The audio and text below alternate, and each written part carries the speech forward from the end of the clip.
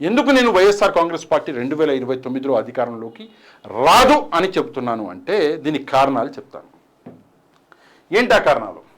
2029లో YCP ఓటమికి కారణాలు ఏంటి? మొదటి కారణం తగ్గని ఉద్యోగులలో వ్యతిరేకత. ఎవరు ఏం చెప్పినా, ఎవరు ఎన్ని వాదనలు చేసినా కూడా ఎన్నికలు ఏదైతే ఉంటాయో అందులో ఉద్యోగుల పాత్ర అనేది అత్యంత పెద్దగా ఉంటుంది. ఉద్యోగులు ఒక చిన్న నెంబర్ కాదు, లక్షల్లో ఉంటారు. అండ్ ఈ ఎన్నికల్ని జరిపించే బాధ్యత కూడా ఈ ఉద్యోగుల చేతిలోనే ఉంటుంది. ఉద్యోగులలో వైసీపీకి వ్యతిరేకంగా వైసీపీకి ఒక వ్యతిరేకత అన్నది మనందరం చూసినాం మొన్న 2024 ఎన్నికల్లో. 2 సంవత్సరాలు, ఇంకో విషయం మీకు చెప్పడం మర్చిపోయినా, ఈ రోజుకి 2 ఏళ్ళు ఎలక్షన్స్ జరిగి 2 ఏళ్ళు పూర్తయినా కూడా ఇప్పటిదాకా కూడా ఈ ఉద్యోగులలో వైసీపీ మీద వ్యతిరేకత అన్నది తగ్గలేదు. ఇది ముఖ్యమైనటువంటి అంశాల్లో ఒకటి. ఇక రెండో అంశము, కొత్త ఓటర్లు మరియు యువకులను పార్టీ తన వైపు ఆకర్షించలేకపోతుంది. కొత్త ఓటర్లు ప్రతి సంవత్సరం కొన్ని లక్షలలో ఓటర్లు యాడ్ అవుతారు. 17 ఏళ్ళు ఎవరికైతే ఉంటాయో వాళ్ళు మేజర్ అవుతారు, కొత్త ఓటర్లు యాడ్ అవుతారు.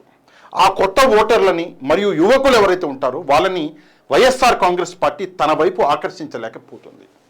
నో డౌట్ అటు జనసేన వైపు, కొంతమంది టీడీపీ వైపు వెళ్తున్నారు, ఇంకొంతమంది అయితే డైరెక్ట్గా బీజేపీ వైపు వెళ్తున్నారు. కానీ వైసీపీ వైపు చూస్తున్నటువంటి యువకులు, కొత్త ఓటర్లు చాలా తక్కువ. ఈ అంశం మీద ఎవ్వరు కూడా ఆలోచించట్లేదు. ఒక్కొక్కరు మేధావులు, ఫలానా ఇన్ని సంవత్సరాలు నేను మంత్రిగా పనిచేసిన, ఇన్ని సంవత్సరాలు నేను ఎమ్మెల్యేగా పనిచేసిన, ఇన్ని సంవత్సరాలు పార్టీ ఇన్ఛార్జ్గా పనిచేసిన, అది డబ్బాలు కొట్టుకుంటారు. కానీ ఎవరు కూడా ఈ అంశం మీద ఆలోచించట్లేదు. కొత్త ఓటర్లను ఆకర్షించడానికి మీరేం చేస్తున్నారు? నెక్స్ట్ వచ్చేసి మూడవది, జగన్ గారు అసెంబ్లీకి వెళ్ళకపోవడం. జగన్ గారు అసెంబ్లీకి వెళ్ళకపోవడం అన్నది స్టార్టింగ్లో సరే జగన్ గారు చెప్పారు నాకంత సమయం ఇవ్వరని చెప్పేసి, దాని మీద నేను కూడా మాట్లాడా చాలాసార్లు. జగన్ గారు అసెంబ్లీకి వెళ్ళకపోవడం వల్ల ఏం జరుగుతుందంటే రోజు రోజుకి కొంత వ్యతిరేకత పెరుగుతుంది. అరే, ఒక ఎమ్మెల్యే అయి ఉండి, ఒక ప్రాంతానికి ఒక ఎమ్మెల్యే, ఒక ఎక్స్ సీఎం అయి ఉండి మా గొంతుకల్ని అసెంబ్లీలో ఎందుకు ఈయన ఎత్తలేకపోతున్నాడు, ఎందుకు అసెంబ్లీకి వెళ్ళడానికి ఈయన సిగ్గుపడుతున్నారు, ఎందుకు వెళ్ళలేకపోతున్నారు అని చెప్పేసి ఇక్కడ ప్రశ్న అన్నది వస్తుంది. ప్రజల్లో దీని మీద ఒక చర్చ అన్నది జరిగి ఒక నెగటివిటీ వైపు ఈ చర్చ అన్నది వెళ్తుంది. ఇక 4వ అంశము, వైఎస్ఆర్సీపీ నియమించిన దాదాపు 120 మంది ఇన్ఛార్జులలో 70 మంది పనితీరు దాదాపుగా, అంటే టెంటేటివ్గా 70 మంది పనితీరు బాగా లేకపోవడం అని చెప్పేసి నేనే రాశా. కొంత గౌరవం పెంచుదామని. చండాలంగా ఉంది డైరెక్ట్గా చెప్పాలంటే. 120 మందిలో దాదాపుగా 70 మంది పనితీరు అనేది చండాలంగా ఉంది. సో ఇదొక మేజర్ ఫ్యాక్టర్. ఒక ఇన్ఛార్జ్ పనితీరు కరెక్ట్గా లేకపోతే ఏం జరుగుతుంది అంటే ఎన్నికలు లైట్గా తీసుకుంటారు. అదే 2029లో జరగబోతుంది. ఇక 5వ అంశం, వైఎస్ఆర్సీపీ క్యాడర్ వేరే పార్టీలకి వెళ్ళిపోవడం. ఇది చాలా ముఖ్యమైనటువంటి అంశం అండి, చాలా ముఖ్యమైనటువంటి అంశం. ఊర్లలో ఇది జరుగుతుంది. నా దగ్గర ఆధారాలు కూడా ఉన్నాయి. ఇది నేను చెప్తున్నా, నా దగ్గర ఆధారాలు కూడా ఉన్నాయి. నాకు ఫోన్ చేసి మరీ చెప్తున్నారు. ఏం చేస్తున్నారు? వైసీపీ క్యాడర్ అన్నది వేరే పార్టీలకి వెళ్తుంది. ఎందుకు వెళ్ళిపోతున్నారు పార్టీ వదిలిపెట్టి అంటే వాళ్ళని అడిగేవాడు ఎవడూ లేరు.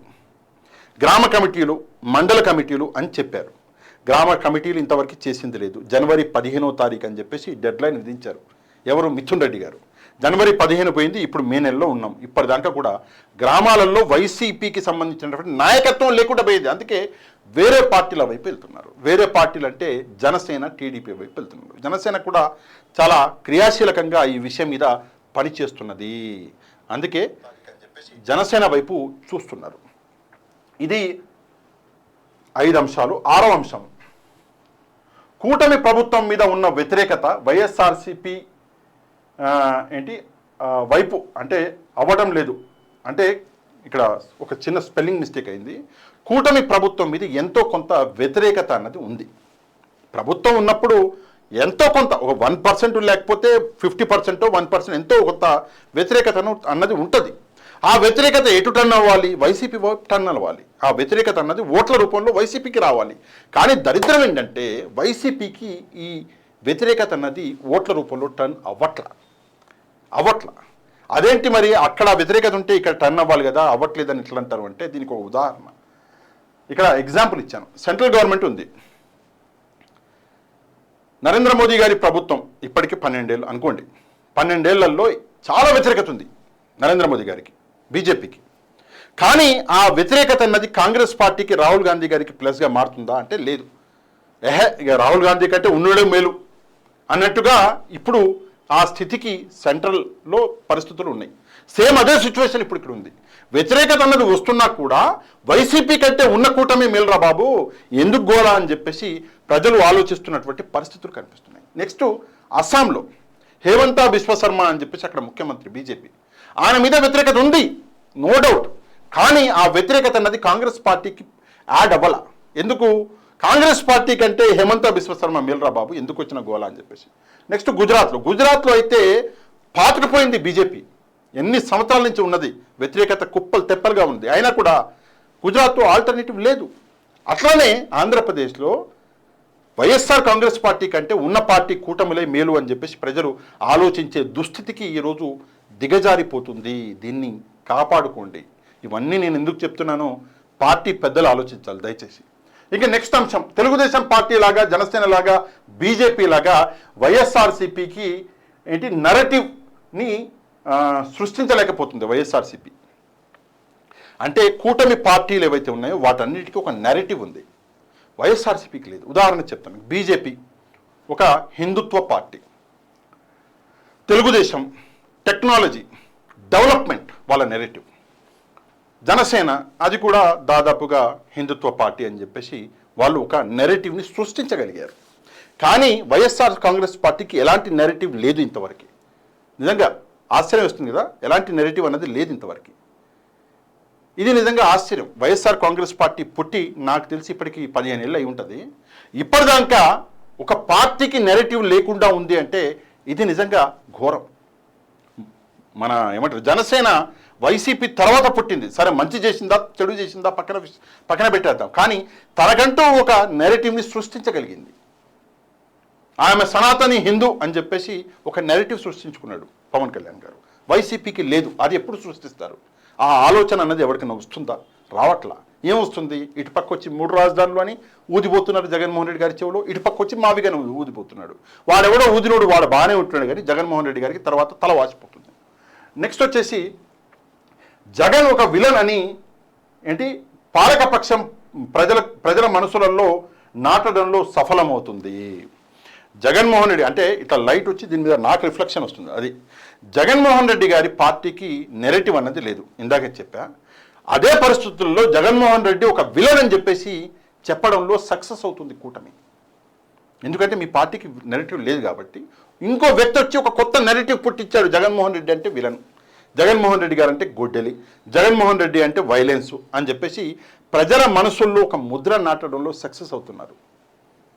ఎందుకు సక్సెస్ అవుతున్నారు? మీకంటూ నెరేటివ్ లేదు కాబట్టి.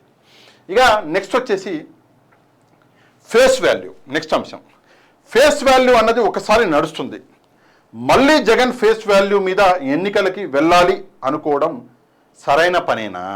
ఇక్కడ జగన్మోహన్ రెడ్డి గారి ఫేస్ వాల్యూ ఏం తక్కువ నేను అంటలా, కానీ ఒకసారి నడిచింది. జగన్మోహన్ రెడ్డి గారి ఫేస్ చూసి 175 నియోజకవర్గాల్లో ప్రజలు ఓట్లు వేస్తే 151 నియోజకవర్గాల్లో గెలిచారు. ఓకే, మళ్ళీ అదే జరుగుతుంది అని చెప్పేసి నమ్మడం అన్నది కరెక్టేనా? ఒకసారి ప్రజలు కూడా ఆలోచించుకోవాలి. ఇంకా నెక్స్ట్ వచ్చేసి ఎంపీటీసీ, జెడ్పీటీసీ సర్పంచులు వైఎస్ఆర్ కాంగ్రెస్ పార్టీకి వ్యతిరేకంగా ఉన్నారు. ఎవరు ఒప్పుకున్నా ఎవరు ఒప్పుకోకపోయినా ఇది నిజం. సరే, ఈ విషయానికి వచ్చే బాబుతో దయచేసి వీడియో చూస్తున్న వాళ్ళు వీడియో కింద ఒక లైక్ బటన్ ఉంటుంది, దాన్ని తప్పకుండా క్లిక్ చేయండి. మీరు ఒక లైక్ చేస్తే వీడియో అన్నది తప్పకుండా వైరల్ అవుతుంది. ఇక జెడ్పీటీసీ, ఎంపీటీసీ సర్పంచ్లు ఎవరైతే ఉన్నారో వీళ్ళు వైఎస్ఆర్ కాంగ్రెస్ పార్టీకి వ్యతిరేకంగా ఉన్నారు. ఈ విషయం వైఎస్ఆర్ కాంగ్రెస్ పార్టీకి తెలుసు. ఈ ఒక్క విషయం తెలుసు.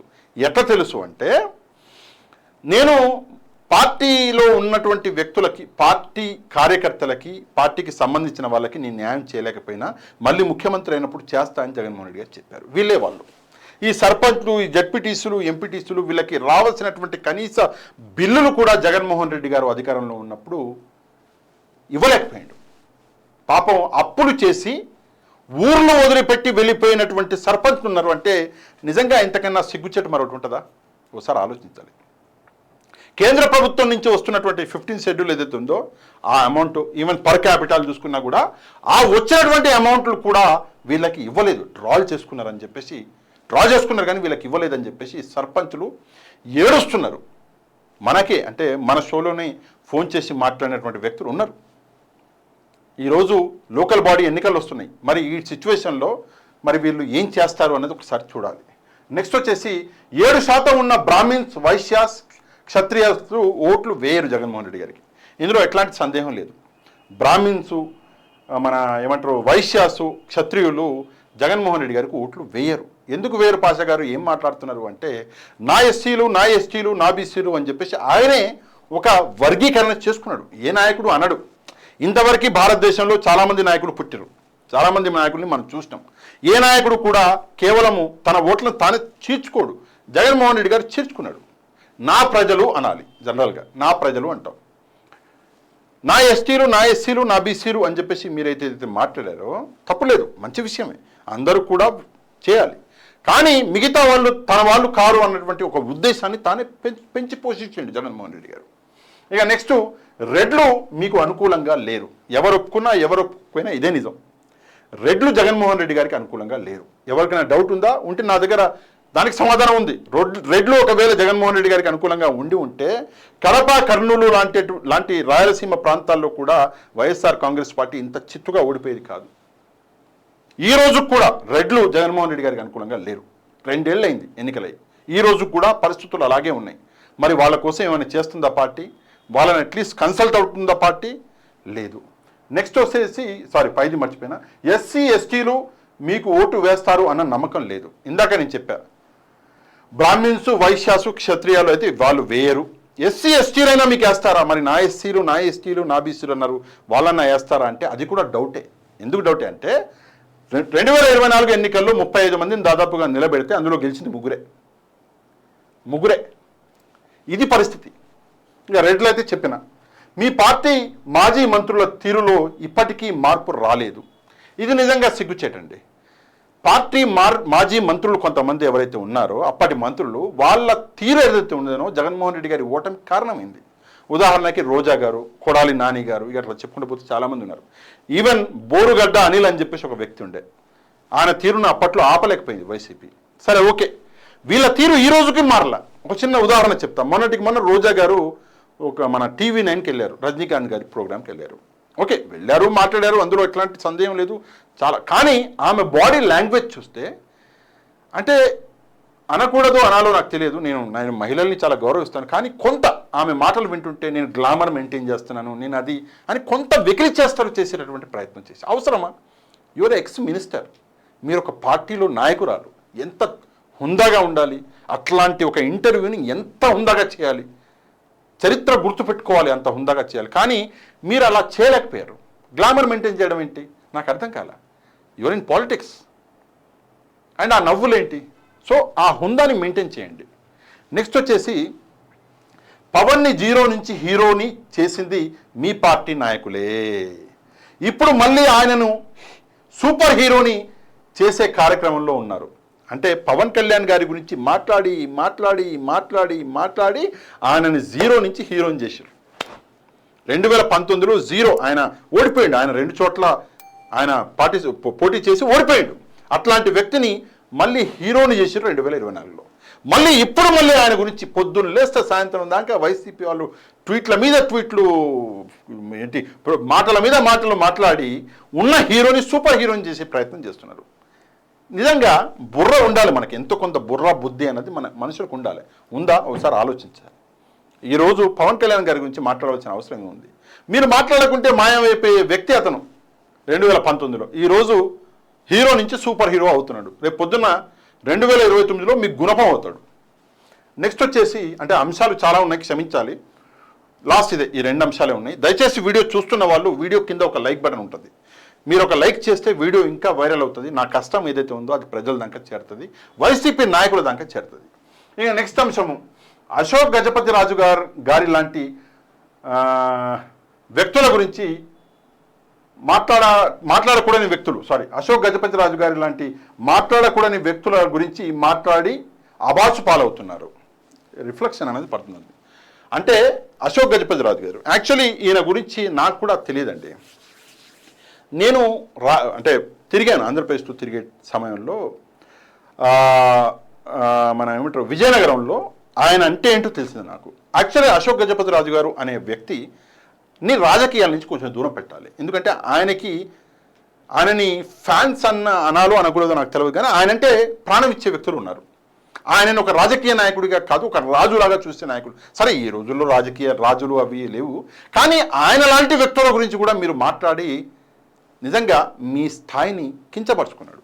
ఇప్పుడు అశోక్ గజపతి రాజు గారు వచ్చి ఏ రోజు ఇష్టారీతిన మాట్లాడింది లేదు, ఎవరిని దూషించింది లేదు. సరే రాజకీయంగా ఏదో ఒకటి రెండు మాటలు అన్ని ఉంటాడు, నేను కాదనను, కానీ అగ్రెసివ్గా నేను ఆయన్నే అంటలేను, ఆయన లాంటి వ్యక్తులు ఎవరి గురించి అయితే మాట్లాడకూడదో వాళ్ళ గురించి కూడా మీరు మాట్లాడారు.